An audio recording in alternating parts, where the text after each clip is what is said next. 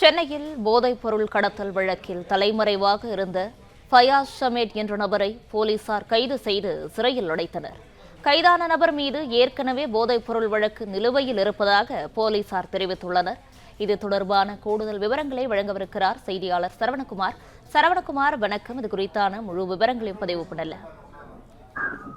Cinema நடிகர்களான Srikanth, Krishna உள்ளிட்ட 6 பேர் கைது செய்யப்பட்ட வழக்கு. இந்த வழக்குல அதிமுகவுடைய முன்னாள் நிர்வாகி பிரசாத் மற்றும் அவருடைய கூட்டாளிகளாக போதைப் பொருள் சப்ளை செய்த நபர்கள் ஜான், பிரதீப் மற்றும் கானா நாட்டை சேர்ந்த ஒரு நபர் என மொத்தமாக 6 பேர் கைது செய்யப்பட்டிருந்தார்கள். இந்த வழக்குல அவர் 4 பேரையும், முக்கியமாக பிரசாத், அதே போன்ற ஜான், பிரதீப், கெவின், இந்த 4 பேரையுமே காவலில் எடுத்து 6 நாட்கள் காவலில் எடுத்து நுங்கம்பாக்கம் போலீசார் விசாரணை நடத்தி வரக்கூடிய நிலையில அவர்களிடம் நடத்தப்பட்ட விசாரணையின் அடிப்படையில் ஃபயாஸ் என்ற ஒரு நபரை தற்பொழுது கைது செய்திருக்கிறார்கள். ஃபயாஸ் ஷமேட் என்ற ராயப்பேட்டையைச் சேர்ந்த ஒரு நபரை கைது செய்திருக்கிறார்கள்.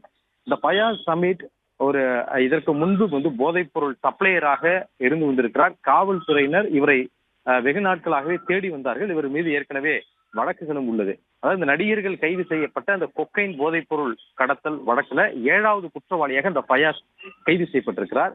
இவருடைய பண பரிவர்த்தனைகள், யாருக்கெல்லாம் போதைப் பொருளை சப்ளை செய்திருக்கிறார் என்ற பண பரிவர்த்தனைகள் எடுக்கப்பட்டு அதன் அடிப்படையில அடுத்த கட்ட விசாரணையை தொடங்கி இருக்கிறார்கள். பிரசாத்திற்கும் ஃபயாஸ் ஷமேட்டுக்கும் இருவருக்குமே பண பரிவர்த்தனைகளும் அதே போன்று செல்போன், வாட்ஸ்அப் உரையாடல்கள் இருந்ததாகவும் போலீசார் விசாரணையில தெரிவிக்கின்றனர்.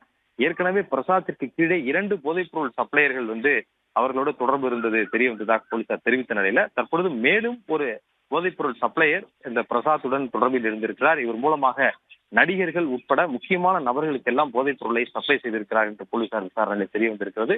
தொடர்ந்து இந்த கைது செய்யப்பட்ட நபரிடம் விசாரணை நடத்தப்பட்டு வருகிறது. காவலில் இருக்கக்கூடிய 4 பேரிடமும் தனித்தனியாக விசாரணை மேற்கொள்ளப்பட்டு வருகிறது. விரிவான விவரங்களுக்கு நன்றி சரவணகுமார். பிளே ஸ்டோர் மற்றும் ஆப் ஸ்டோரில் இருந்து பாலிமர் செயலியை QR கோடு மூலம் பதிவிறக்கம் செய்யுங்கள். செய்திகளை உடனுக்குடன் பெறுங்கள்.